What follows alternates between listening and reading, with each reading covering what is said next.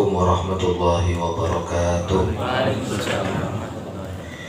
Alhamdulillahi rabbil alamin, wa bihi nasta'inu ala umuri dunya waddin, wassalatu wassalamu ala asyrafil anbiya'i wal mursalin, sayyidina wa maulana Muhammadin wa ala alihi wa sahbihi ajma'in. Amma ba'd. Qala Allah ta'ala fi kitabihil karim, in kuntum tuhibbuna Allah fattabi'uni yuhibbukum Allah wa yaghfir lakum dhunubakum wallahu ghafurur rahim. Al-ayah. Wa qala Rasulullah sallallahu alaihi wasallam, ma marartu laylatan usriya bi bimala'in minal malaikati illa kulluhum yaqulu li alaika ya Muhammad bil hijamah. Al-hadis. Yang kami muliakan seluruh jajaran pengurus Jamiah Ruqyah Aswaja, mulai dari tingkat PW, PC, PAC dan seluruh kawan-kawan peserta pelatihan Bektogur. Pertama, bersyukur kepada Allah kita diberi kesempatan untuk bertatap muka, berkumpul dalam suatu tempat yang insya Allah penuh dengan barokah ini. Kenapa? Karena saya yakin ini adalah tempat yang barokah.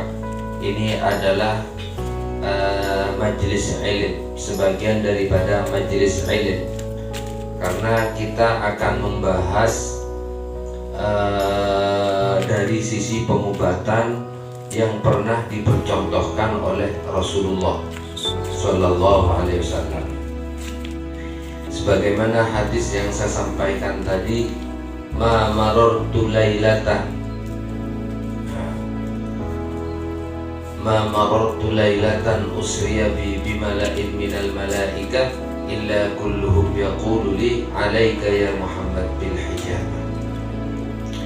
Salawat dan salam mudah-mudahan tetap tercurah luah kepada junjungan kita Nabi besar Muhammad SAW, yang mana kawan-kawan sekalian kita berkumpul di tempat ini tiada lain hanya ingin meniru, atau bahasa Arabnya itu ittiba, ingin meniru bagaimana cara Nabi berobat. Jadi ada beberapa cara bagaimana Nabi berobat. Yang jelas apa yang dipraktekkan oleh Nabi, apa yang disampaikan oleh Nabi, yang jelas semuanya itu adalah wahyu minallah. Sebagaimana di dalam Al-Quran, wa ma yantiqu 'anil hawa in huwa illa wahyu yuha. Pengobatan tibbun nabawi. Tibbun nabawi ini asal dari dua kosakata, yaitu at-tib yang berarti pengobatan dan an-nabawi yang berarti disandarkan kepada Nabi. Di situ ada ya nisbah an-nabawi, artinya suatu yang pernah disampaikan oleh Nabi, suatu yang pernah dikerjakan oleh Nabi. Sebenarnya istilah tibbun nabawi itu datangnya hanya belakangan saja, yaitu setelah masa kekhalifahan. Dulu orang-orang barat menyatakan berpisah atau reshen apa ya istilahnya. Orang barat itu menyatakan berpisah, tidak ada kaitannya antara akal dan agama. Mereka menyatakan agama dan akal tidak ada kaitannya, sehingga mereka cenderung sekuler, cenderung hanya mengandalkan akal karena memang tidak ada kaitannya dengan agama. Untuk itu para ulama prihatin, khawatir nanti pengobatan ini nanti yang dikerjakan oleh orang-orang Islam ini nanti bertentangan dengan syariat. Akhirnya ada salah satu beberapa ulama yang peduli tentang pengobatan ini, kemudian diteliti pengobatan apa saja yang pernah dipercontohkan oleh Nabi, yang pernah direkomendasikan oleh Nabi. Diteliti mulai surat-surat Nabi, diteliti ada nggak surat-surat Nabi yang berkaitan dengan pengobatan, mulai dari tempat-tempat peperangan dan lain sebagainya. Itu dicari semua hadis-hadis Nabi yang berupa pengobatan, oleh ulama dikumpulkan dan mengarang atau membuat suatu kitab yang berjudul At-Tibbun Nabawi. Jadi di situ memuat beberapa pengobatan yang pernah dipercontohkan oleh Nabi. Termasuk ulama itu ada namanya Ibnul Qayyim al-Jauziyah dan banyak lagi sebenarnya. Di antara pengobatan Tibbun Nabawi itu ada namanya al-hijamah atau bekam bahasa Indonesianya, kaping terapi atau al-hijamah. Sebagaimana hadis tadi yang saya sampaikan itu, banyak sekali hadis yang berkaitan dengan bekam, banyak sekali, termasuk hadis tadi yang saya baca. Nah, ini biar untuk lebih semangat, kita baca bersama. Bismillahirrahmanirrahim. Ma marartu orah liwatan sapa ingsun lailatan ing dalem siji bengi usria kang den lakokaken bengi bi sapa ingsun bimalain ketemu kelawan sak golongan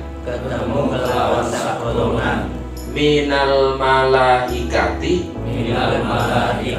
bayani saking malaikat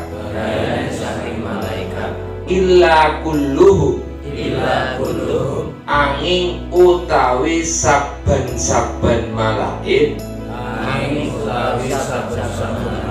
yaqulu iku ngucap sapa kulut li mareng ingsun bayani pengucap alaika ya Muhammad bil hijamah alaika netepono sira Muhammad bil hijamah kelawan canduk. Tangannya dulu.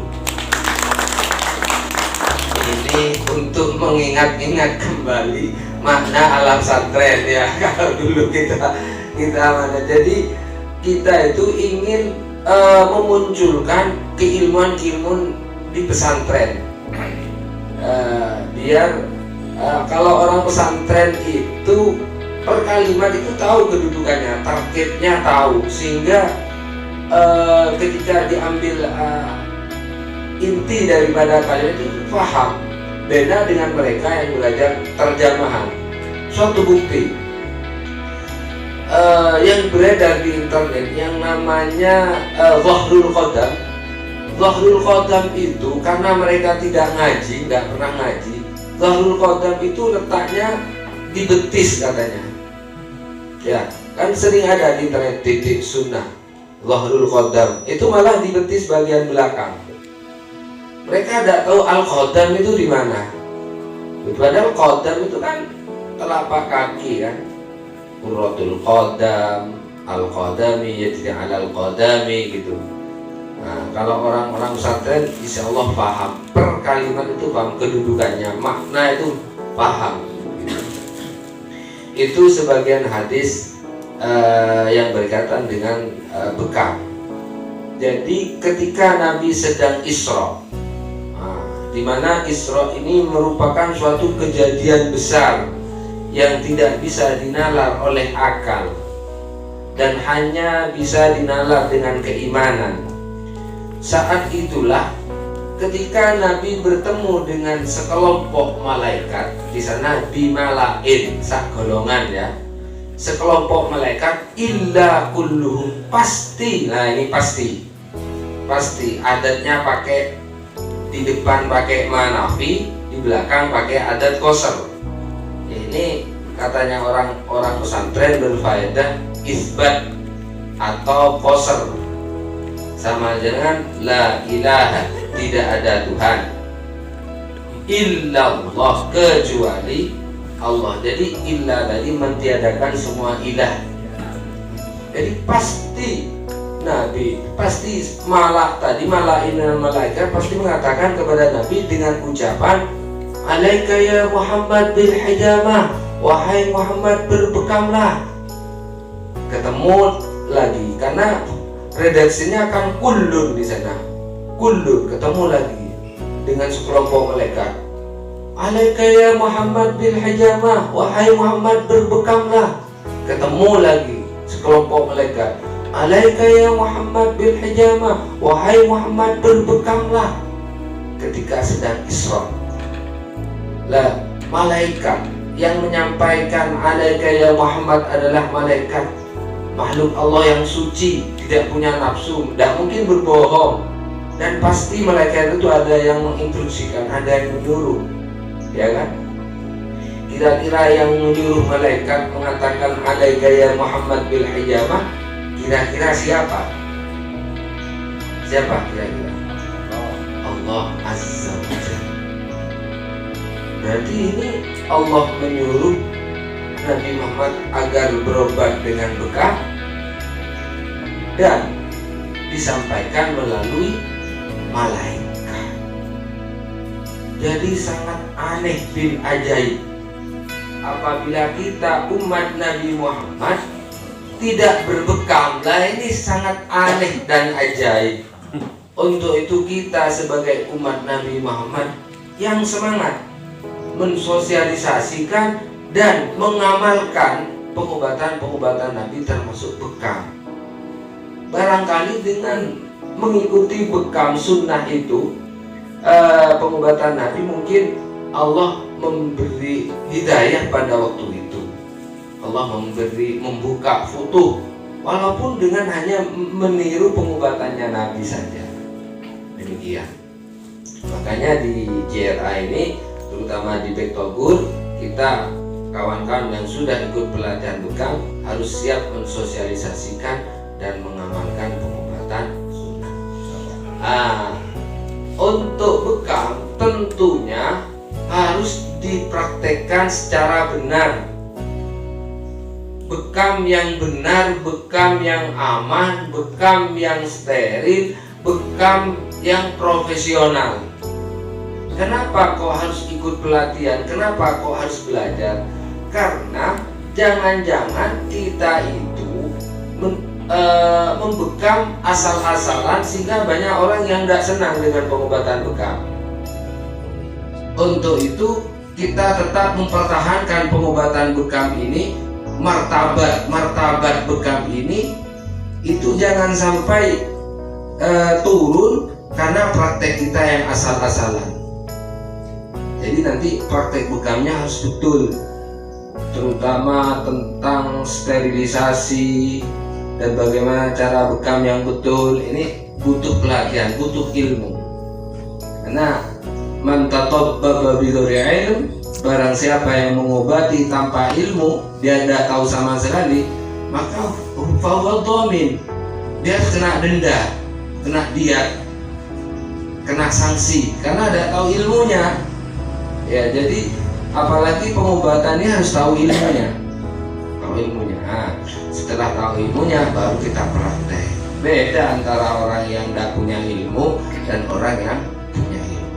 Mungkin itu saja sebagai mukaddimah penyemangat kita.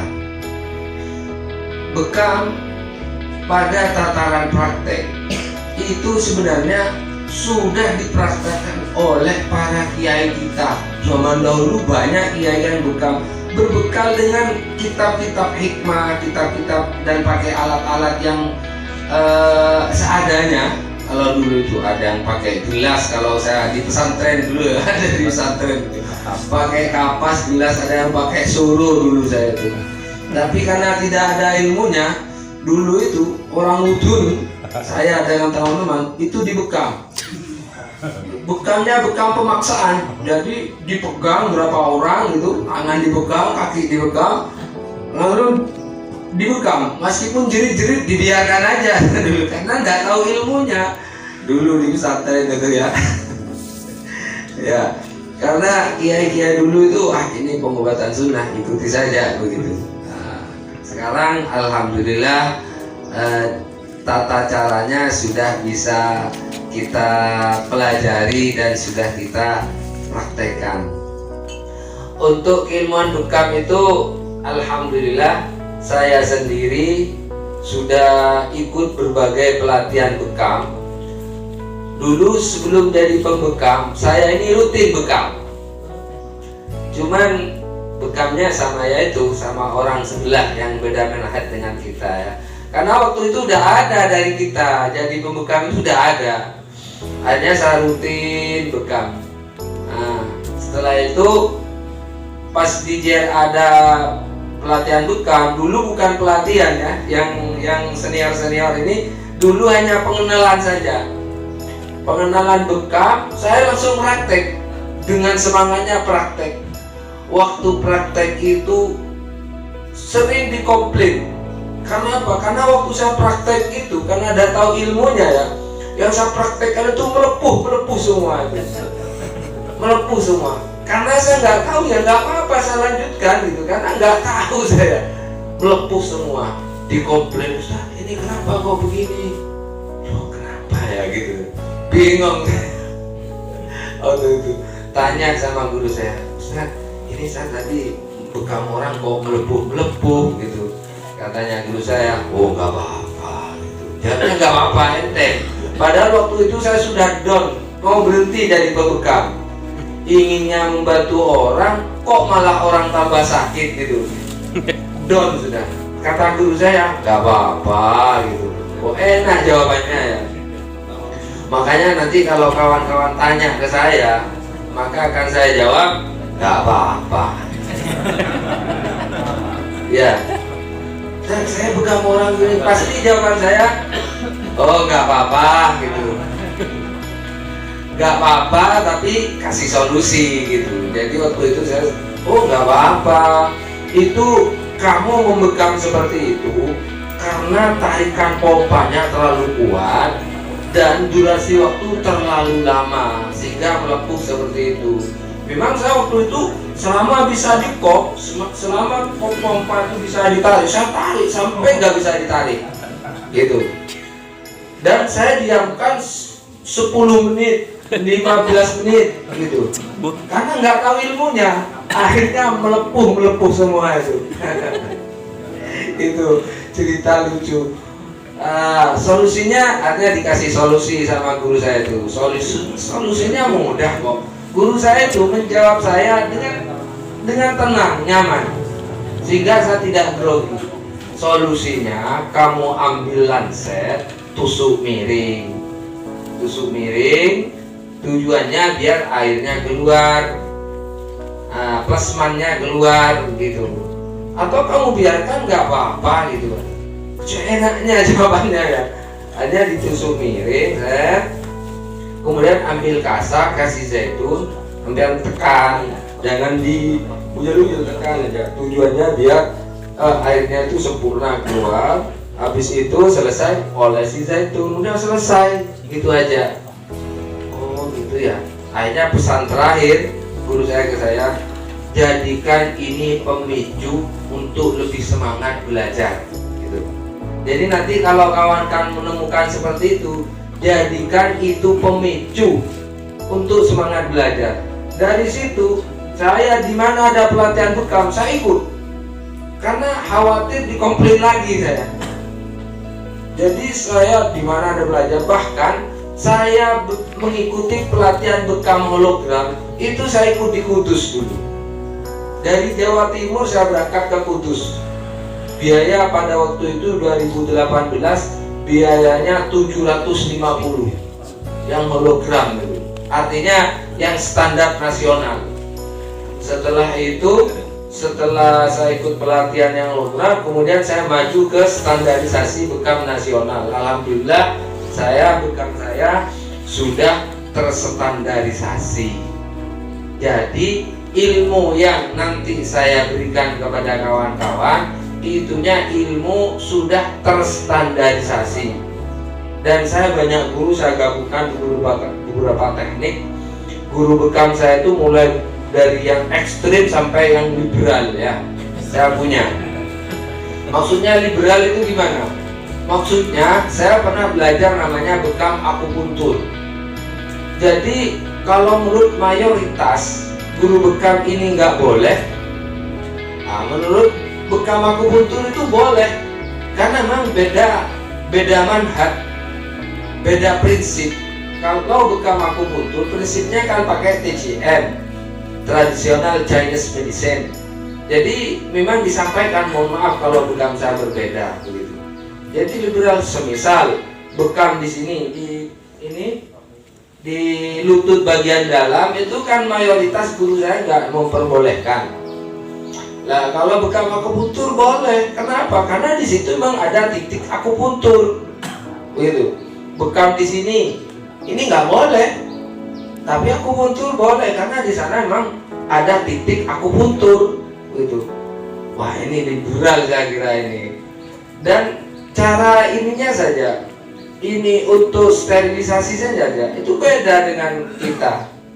Itu hanya cukup dengan alkohol saja. Begitu.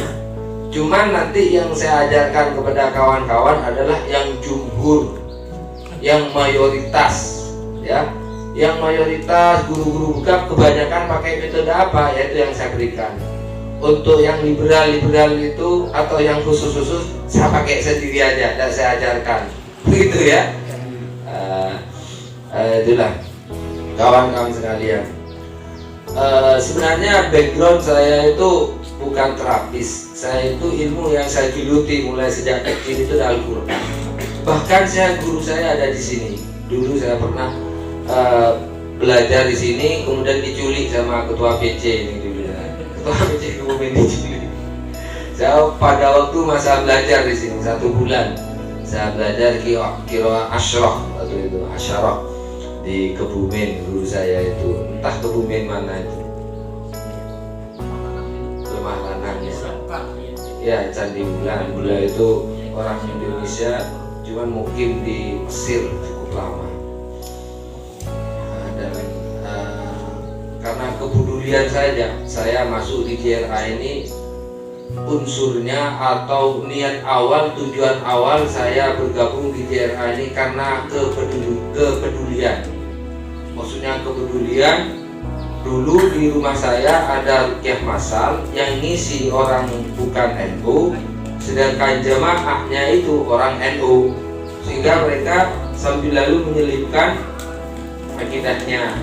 Sehingga dalam hati saya memikir, orang NU harus punya rumah tentang ruqyah ini, pengobatan.